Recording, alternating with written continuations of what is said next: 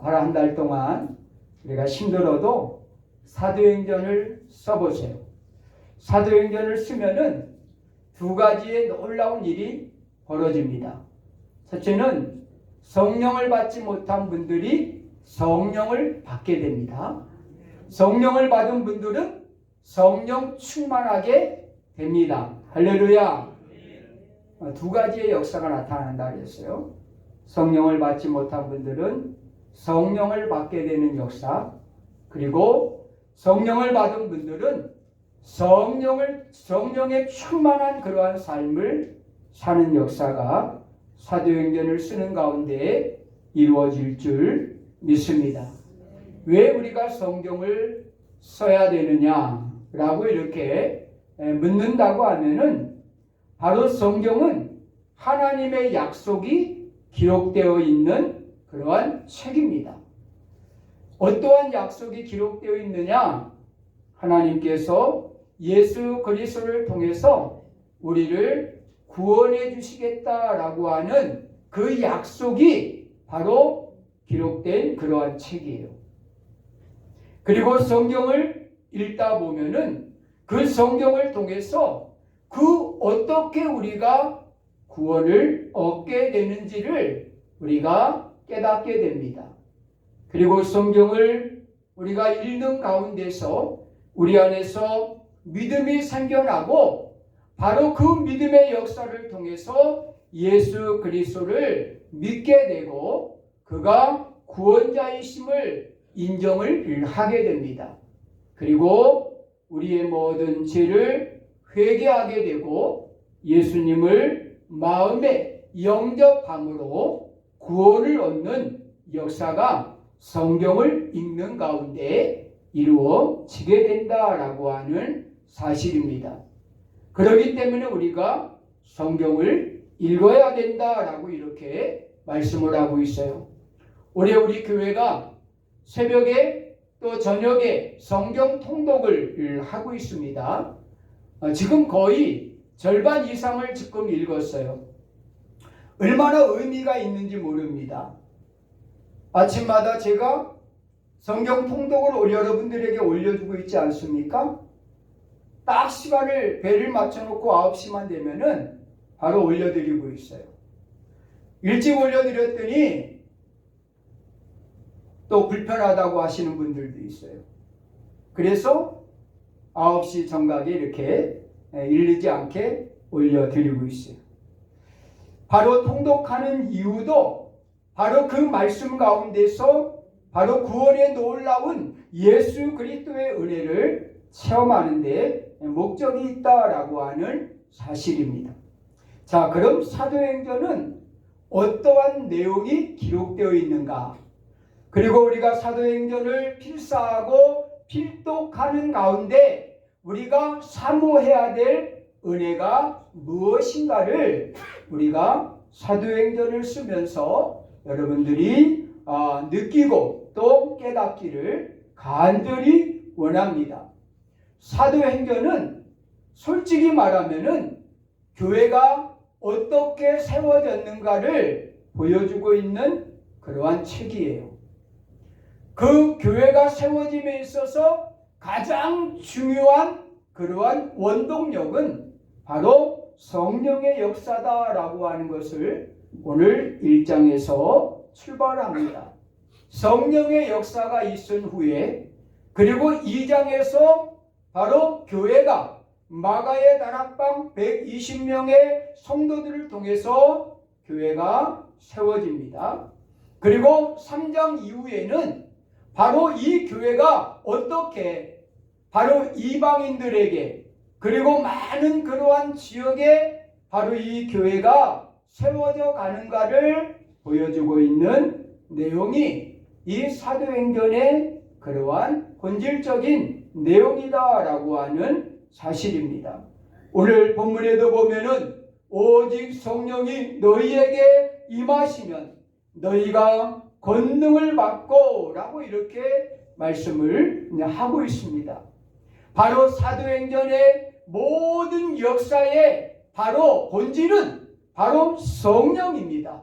성령의 임재로부터 교회가 세워지고 또 하나님의 나라가 지역마다 바로 열방에 세워지게 되었다라고 하는 거예요.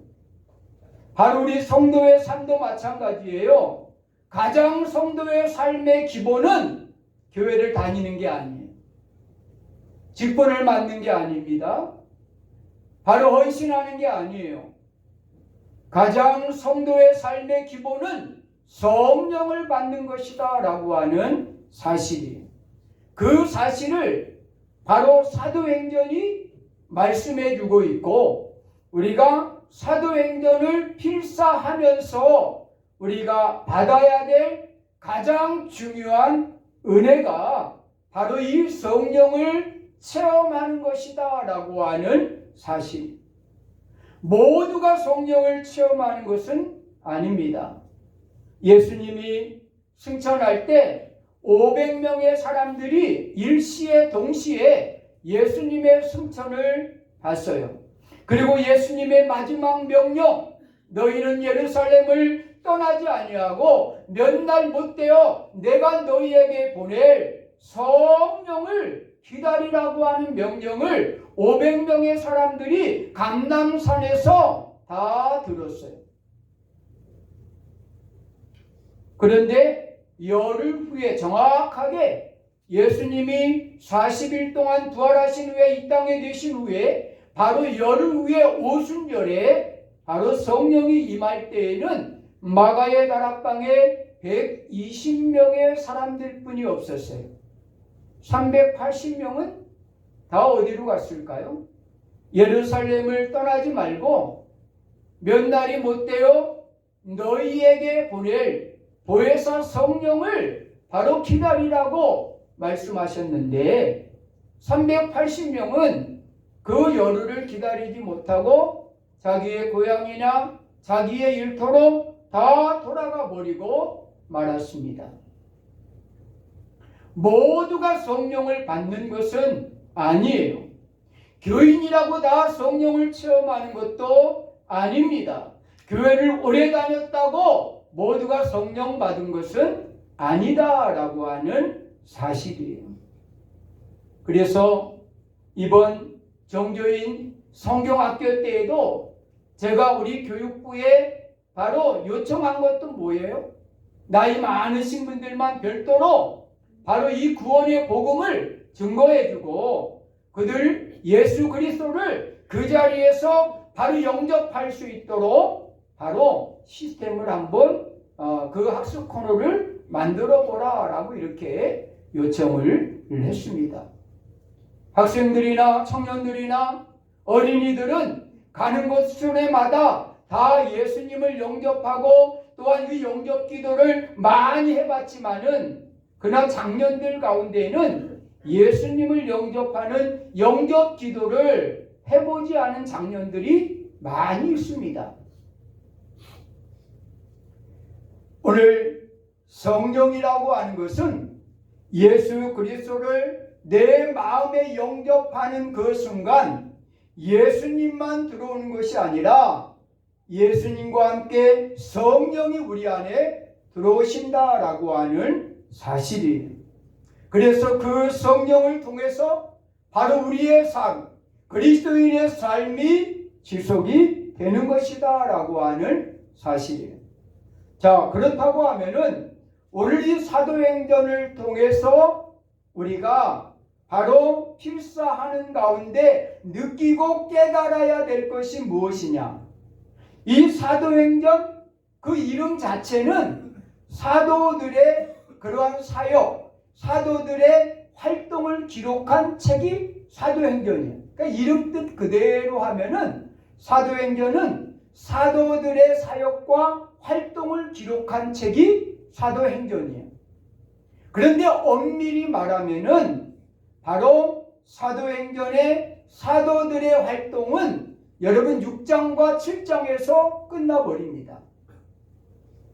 그리고 바로 하나님의 직분자 집사를 이제 7 집사를 세우면서 그 뒤에 스데반 집사님을 통한 그러한 역사, 그리고 그 뒤에 사도 바울을 통한 역사가 진행돼요. 엄밀히 말하면은 이 사도행전은 이름은 사도들의 활동이고 행전이지만은, 그런 활동이지만은, 사역이지만은, 그러나 바로 6, 7장에서 사도들의 행적은 끝나고 맙니다. 자, 그렇다고 하면은 이 누가가 이 사도행전을 기록했다고 하는데, 누가가 오늘 1절에서 이렇게 이야기를 해요. 데오빌로요, 내가 먼저 쓴 글에는 무릇 예수께서 행하시며 가르치시기를 시작하신부터, 아마 여러분 성경에는 뭐라고 나와 있냐면은 이 사도행전은 저자가 누군지 모른다, 이렇게 나와 있어요. 저자가 누군지 명확하게 나와 있지 않아. 그러나 모든 그러한 바르 신학자들은 이 사도행전은 누가가 기록했을 것이다 라고 하는 것이 대부분 신학자들의 그러한 이야기예요. 왜 이 사도행전이 저자가 누가냐라고 하면은 오늘 1절에서 내가 먼저 쓴 글에는, 바로 글에는 이라고 표현하고 있어요. 이거는 먼저 쓴 글이라고 하는 것은 바로 사복음서, 마태, 마가, 누가, 요한, 이 4명 중에 하나가 바로 이 사도행전의 저자다라고 하는 거예요. 그런데 이 내용을 쭉 보다 보면은 바로 이 복음의 그러한 현장들을 기록하고 있거든요. 이 복음의 현장에서 바로 나타났던 성령의 역사들을 기록하고 있는 것을 볼 때에 바로 누가가 바로 어떻게 보면은 바울과 함께 복음의 현장을, 바로 교회가 어떻게 세워지는가를 목격했던 장본인이 누가입니다. 그렇기 때문에 이 사도행전은 2가지의 그러한 의미, 바로 먼저 쓴 글에는 이라고 하는 그러한 표현과 또 바로 교회가 어떻게 세워지는가를 기록하고 있는 내용을 볼 때 바로 이 사복음서의 저자들 가운데 가장 유력한 사람이 누가다라고 이렇게 표현을 하고 있다라고 하는 거예요.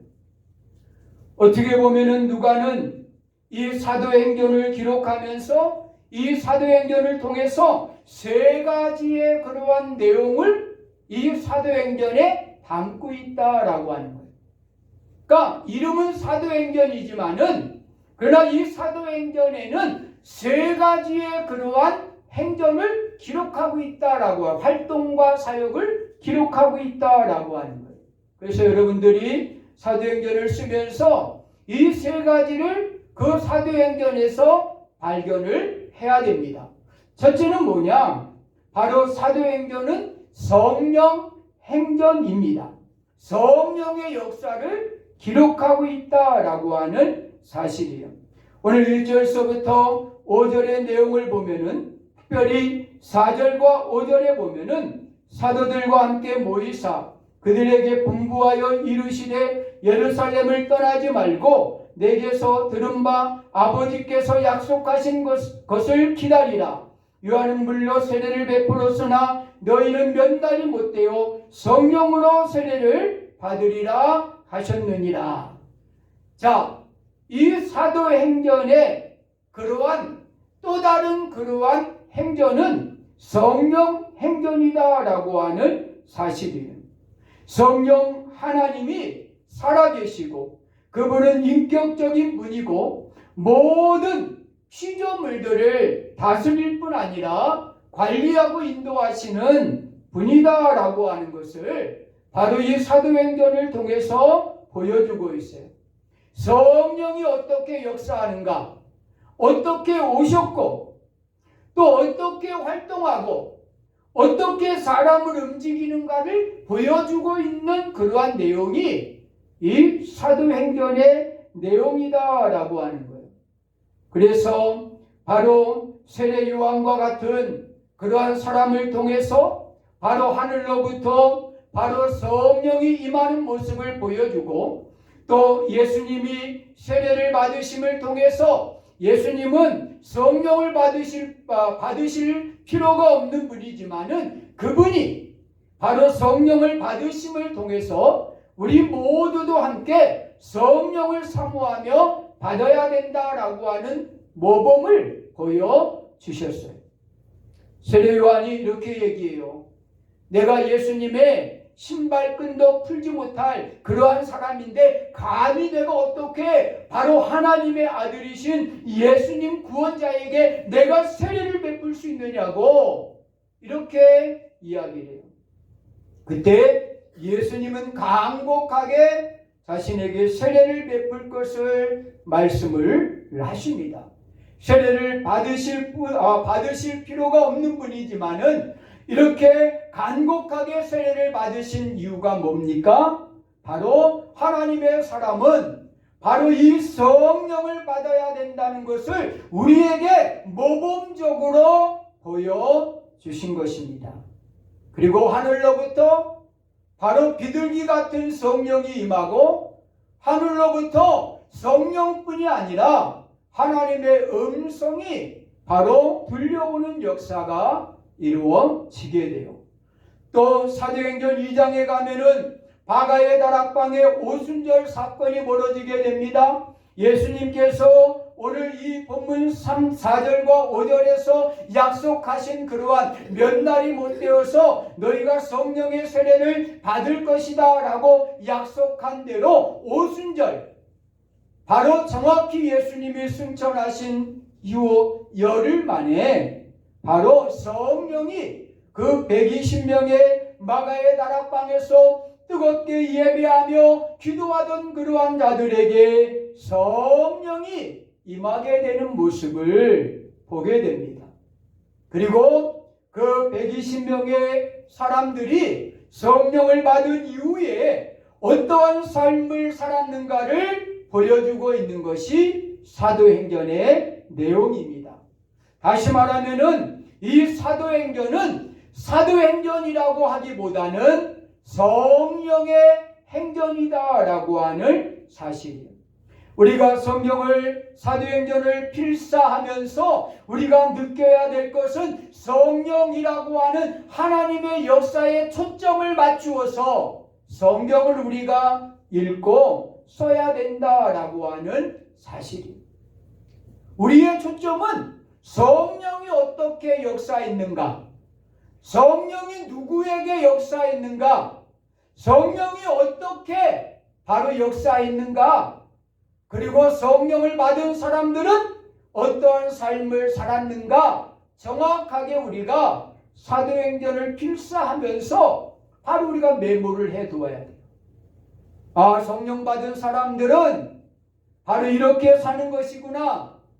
성령 받은 사람들은 이러한 삶을 사는 것이구나 라고 우리가 알아야 돼요.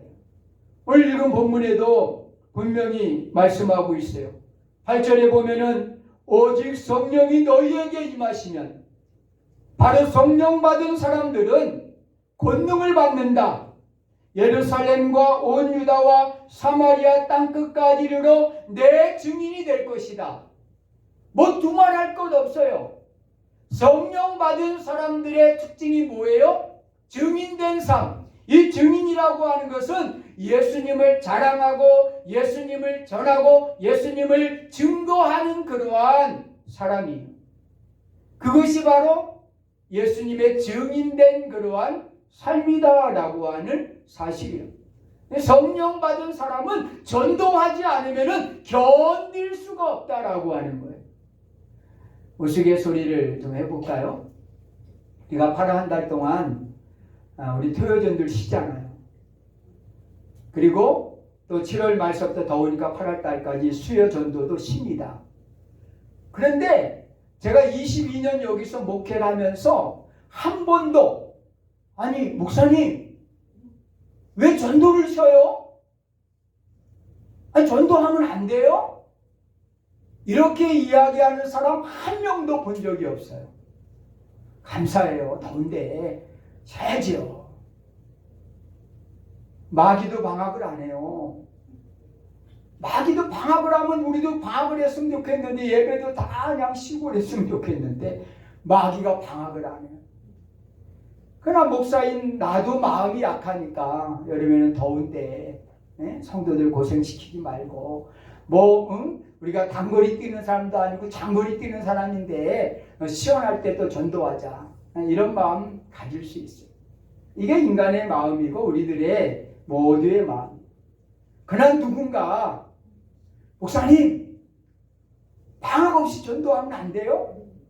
라고 한 사람이라고 했다고 하면은 그래 우리 대호전도 합시다. 목사가 그릴 것 같아요? 안 그래요. 권사님 대단한 분이에요. 그래요 권사님, 그 마음 제가 알아요. 그러나 교회 여러 가지 실정상 우리가 방학을 했으면 좋겠어요. 내가 설득시킬 거예요. 그러나 내 마음속에는 영원히 아마 주님 나라 갈 때까지 이런 성도도 있었다라고 하는 감동의 그러한 체험을 내가 했었을 거예요. 안 그래요?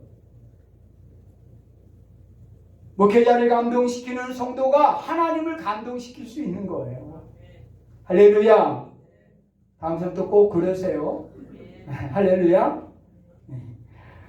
자, 이 사도행전은 성령의 역사를 기록하고 있는, 성령을 어떻게 받았는가, 어떠한 사람들에게 성령이 임했는가, 바로 그리고 이 성령을 어떻게 바로 이 성도들을 통해서 바로 확산되어 나갔는가, 그리고 이 성령에 감염된 사람들이 어떻게 교회를 세웠는가, 그리고 초대교회는 이 성령으로 어떻게 하나님의 역사를 이루었는가, 그리고 오늘날 우리에게 교회가 생겨진 이유가 바로 무엇인가를 이 성령 행전을 통해서 우리는 발견하게 된다라고 합니다.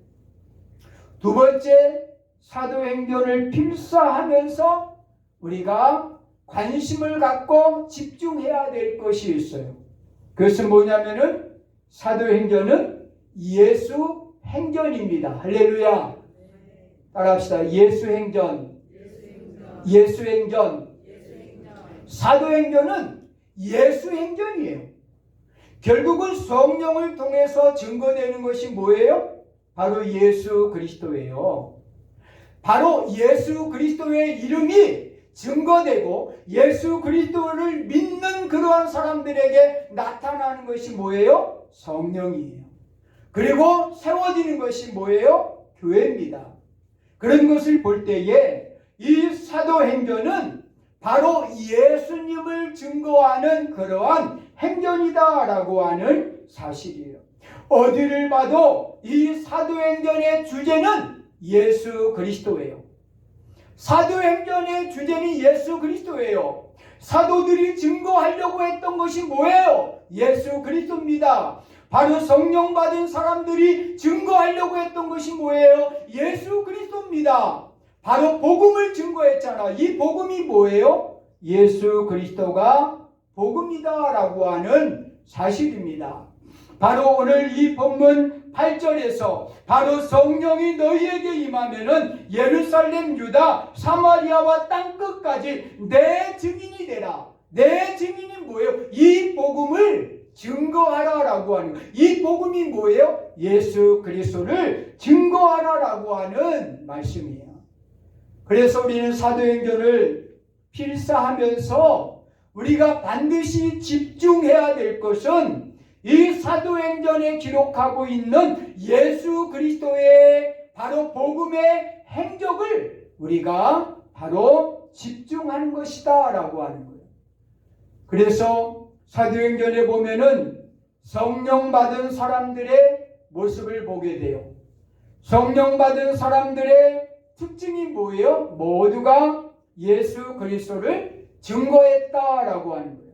도망갔던 그러한 제자들, 두려워 떨고 있던 제자들, 숨어있던 그러한 제자들이 마가의 다락방 오순절에 성령을 받고 난 후에 어떻게 했어요? 그들은 담대하게 사거리에 나갔어요. 바로 생명을 내어놓고 나갔어요. 담대하게 복음을 증거했어요. 예수 그리스도가 나의 구원자이시고 그분은 죽었다가 살아나셨다, 부활하셨다라고 그들은 크게 사거리에 나가서 외치게 되었다라고 하는 사실입니다. 성령을 받은 사람들은 모두가 예수 그리스도를 증거했다라고 하는 사실을 우리가 성경을 통해서 발견하게 돼요. 수요일 모처럼 수요 예배를 제가 인도했는데 제가 찬양할 때 그랬잖아요. 누가 좋아하는 찬양? 누가 좋아하는 찬양? 그리고 제가 좋아하는 찬양을 얘기했잖아요. 314장 저 좋아한다고, 또 15장도 좋아한다고 말씀을 드렸어요. 그 찬양의 가사는 저는 얼마나 마음에 새기는지 몰라요. 내 구주 예수를 더욱 사랑, 내 구주 예수를 더욱 사랑, 이전보다 더욱 사랑. 이게 성령 충만한 그러한 사람들, 바로 예수로 충만한 사람들이 바로 늘 가지는 그러한 마음의 자세예요. 내 구주 예수를 더욱 사랑. 어떻게 하면 더 예수님을 사랑할까? 어떻게 하면 더 이전보다 예수님을 더 사랑할까? 이것이 바로 성령 받은 사람들의 모습이고, 바로 성령의 권능을 받고 복음을 증거하는 그러한 성도들의 모습이에요. 어느 젊은 목사님이 우리 시찰에 있다가 취장암으로 소천을 하게 되었어요. 6개월이라고 하는 사형 선고를 받자 그 목사님은 의자를 놓고 교인들 20여 명 되는 교인들에게 바로 자기의 장례식에 대해서 쭉 설명을 하고, 장례식에 이 찬양을 불러주고, 또 발인할 때는 이 찬양을 불러주고 불러달라고 요청을 해가지고 장례식에 가보니까 그 성도들이 바로 다 짜져 있는 그러한 바로 것을 가지고 하더라고요. 노예에서 순소지를 만들어 갔지만은 순소지가 필요가 없었어요. 왜? 이미 그들이 다 바로 짜놓았어요. 그때 그 모습을 보면서 저도 생각했어요. 바로 성도들에게 마지막 내가 갈 때 바로 이 찬양을 불러줬으면 좋겠다. 그것이 나의 신앙의 고백이고 나의 간증이고 그것이 나의 삶이라고 할 수 있는 그러한 찬양을 바로 불러줬으면 좋겠다. 여러분들도 이런 신앙의 간증이 담긴 그러한 찬양을 여러분들이 한 곡씩 좀 해놓으세요.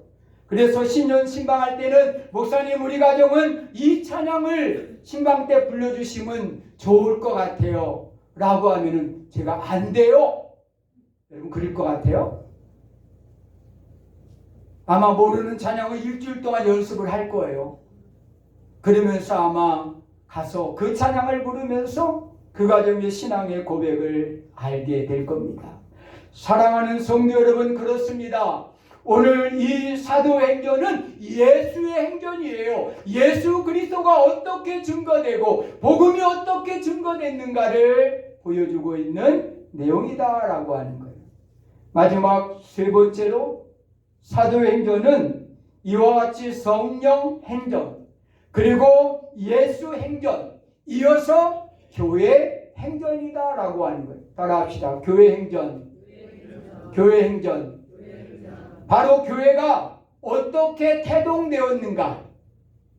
바로 교회의 원동력은 무엇인가?